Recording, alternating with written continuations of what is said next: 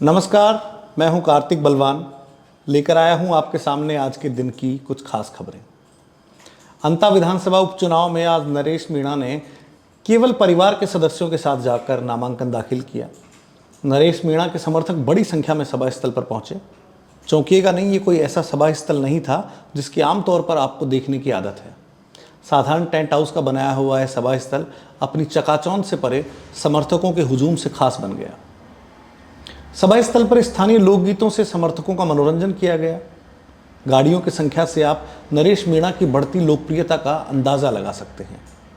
यहाँ देवली उनियारा, जो कि उनकी पहले की सीट भी रही है जिस पर उन्होंने चुनाव लड़ा है, वहाँ से भी बड़ी संख्या में समर्थक पहुँचे। समर्थक शब्द का इस्तेमाल मैं इसलिए कर रहा हूँ क्योंकि ये कोई पार्टी के कार्यकर्ता नहीं थे जो पार्टियों की सभाओं की शोभा बढ़ाने के लिए आए हों। ये नरेश मीणा के व्यक्तिगत समर्थक हैं। लोकतंत्र में पार्टियों की बढ़ती दादागिरी पर यह तमाचे की तरह लगता है और पार्टियां भी इस दौर में व्यक्तिगत हो गई हैं जहां पार्टी के मूल्यों से अधिक नेता की छवि बड़ी होती है। बाकी सब ठीक है।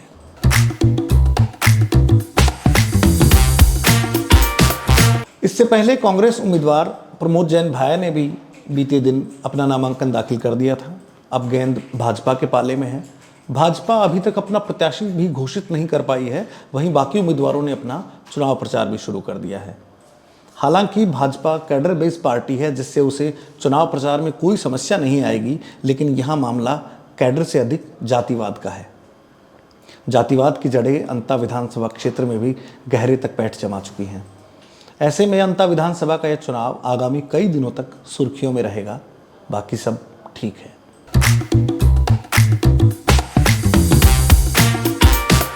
अब बात करते हैं राजस्थान की ब्यूरोक्रेसी की। बीते दिनों राजस्थान से केंद्र में प्रतिनियुक्ति पर जाने वाले आईएएस अधिकारियों में खासा इजाफा देखा गया था, लेकिन अब राज्य सरकार कुछ अधिकारियों को वापस राज्य में बुलाने पर जोर दे रही है। गौरतलब है कि अमित शाह के जयपुर दौरे के बाद वरिष्ठ आईएएस अधिकारी रोहित कुमार ने मुख्यमंत्री भजनलाल शर्मा से एक लंबी बातचीत की और अब रोहित कुमार और सिद्धार्थ महाजन के वापस राजस्थान लौटने की खबरें भी सामने आ रही हैं। जानकारों का मानना है कि रोहित कुमार और सिद्धार्थ महाजन राजस्थान में अपनी बड़ी भूमिका को लेकर चर्चा कर चुके हैं। मुख्यमंत्री कार्यालय में भी बदलाव की आहटें सुनाई दे रही हैं। वहीं अतिरिक्त पदभार वाले आईएएस अधिकारियों की तनख्वाह में भी अतिरिक्त बढ़ोतरी की घोषणा हो चुकी है। लेकिन खास बात यह है कि राज्य सेवा से 16 और अन्य सेवाओं से 4 पदोन्नत आईएएस अधिकारियों को पदोन्नति के बाद भी अपनी पोस्टिंग का इंतजार है। एक तरफ जहां आईएएस अधिकारियों को अतिरिक्त विभागों का कार्यभार संभालना पड़ रहा है, वहीं 20 पदोन्नत आईएएस अधिकारी अपनी पद नियुक्ति का इंतजार कर रहे हैं और अपने पुराने पद पर ही काम कर रहे हैं। अब आगामी दिनों में आईएएस और आईपीएस अधिकारियों की अपनी एक तबादला सूची का सभी को इंतजार है। सूची दीपावली के आसपास आने की संभावनाएं बताई जा रही हैं। मुख्यमंत्री कार्यालय में मौजूदा वक्त में पोस्टेड 4 आईएएस सीधी भर्ती प्रक्रिया के जरिए आए हैं। प्रमोटी आईएएस अधिकारियों की तैनाती में गुटबाजी की खबरें भी सामने आ रही हैं। अब इस तरह की खबरों पर विराम लगेगा जब आगामी तबादला सूची आएगी। बाकी सब ठीक है।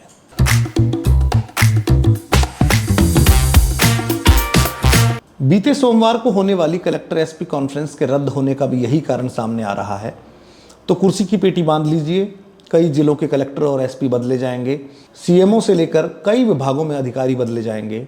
लेकिन आपको मजा आएगा अंता के उपचुनाव में, जहां एक और अंता के स्थानीय और कद्दावर कांग्रेसी नेता प्रमोद जैन भाया मैदान में हैं, वहीं भाजपा और संघ का पूरा कैडर चुनावी तैयारी में है।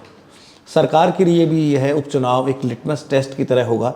लेकिन मैदान में खड़े हैं युवा तुर्क नरेश मीणा। मुकाबला रोचक होने वाला है। आज के समाचार समाप्त हुए। कल फिर मिलेंगे। धन्यवाद। बाकी सब ठीक है।